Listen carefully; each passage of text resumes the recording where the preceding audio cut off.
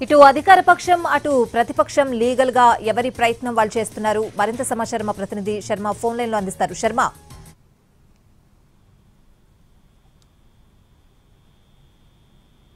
ఇవాళ రాష్ట్ర హైకోర్టు ఏం చెప్తుందనే దానిపైనే చాలా ఆసక్తిగా మారింది.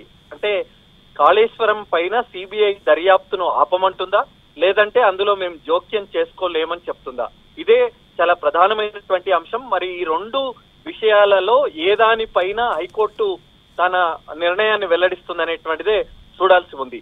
మొత్తానికి ఇవాళ విచారణ జరగబోతోంది. ఇటు పిటిషనర్ల తరపు లాయర్లు సిద్ధమవుతున్నారు తమ వాదనలు వినిపించడానికి. అటు ప్రభుత్వాన్ని కూడా నిన్ననే ఆదేశించింది, ఏం చర్యలు తీసుకుంటారో అది హైకోర్టు ముందు ఉంచాలని చెప్పింది. కాబట్టి ఇప్పటికే అసెంబ్లీలో సీఎం రేవంత్ రెడ్డి ప్రకటన చేశారు. కాళేశ్వరం పైన సిబిఐ విచారణకు సిఫార్సు చేస్తున్నట్టు ఆయన ప్రకటించారు. అదే విషయాన్ని అడ్వకేట్ జనరల్ హైకోర్టు దృష్టికి తీసుకురాబోతున్నారు. దానికి సంబంధించిన గెజిట్ నోటిఫికేషన్ గాని, కేంద్ర హోం మంత్రిత్వ శాఖకు లెటర్ రాయడం గాని, ఇదంతా ప్రాసెస్ జరుగుతుంది. ఆ ప్రాసెస్ విధానాన్ని కూడా హైకోర్టుకు తెలిపేటువంటి అవకాశం కనిపిస్తోంది.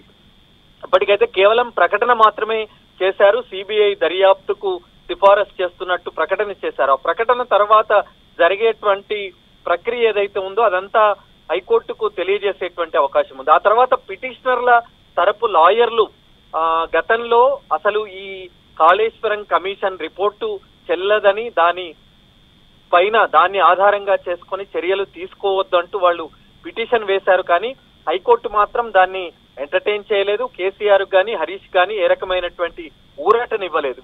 కానీ మళ్ళీ మధ్యంతర పిటిషన్ దాఖలు చేసి ఒకవేళ అసెంబ్లీలో చర్చించిన తర్వాత ఆ యాక్షన్ దాన్ని ఆధారంగా చేసుకుని యాక్షన్ తీసుకోకుండా నిరోధించాలని ఆ మధ్యంతర పిటిషన్ దాఖలు చేశారు. దానికి సంబంధించి నిన్న మెన్షన్ చేశారు. అదే అంశం పైన సిబిఐ దర్యాప్తుకు సిఫారసు చేసినటువంటి విషయాన్ని కూడా పిటిషనర్ల తరపు లాయర్లు హైకోర్టు దృష్టికి తీసుకువచ్చారు. కానీ దీనికి సంబంధించి ప్రభుత్వాన్ని మాత్రం హైకోర్టు ఒకటి సూచించింది. ఏ రకమైనటువంటి చర్యలు తీసుకున్నారో కోర్టు దృష్టికి తీసుకురావాలని చెప్పిన నేపథ్యంలోనే ఇవాళ హైకోర్టుకు రాష్ట్ర ప్రభుత్వం తరపున అడ్వకేట్ జనరల్ ఏ రకమైనటువంటి సమాధానం ఇస్తారనేటువంటిది చూడాల్సి ఉంది. పిటిషనర్ల తరపు లాయర్లు అసలు సిబిఐ దర్యాప్తును నిరోధించే విధంగా చర్యలు ఆదేశాలు ఇవ్వాలని కోరేటువంటి అవకాశం ఉంది. మరి ఈ వాదనలు విన్న తర్వాత న్యాయస్థానం ఏ రకమైనటువంటి నిర్ణయాన్ని వెల్లడిస్తుందనేటువంటిది మనం చూడాల్సి ఉంది. Right Sharma, thanks for the updates.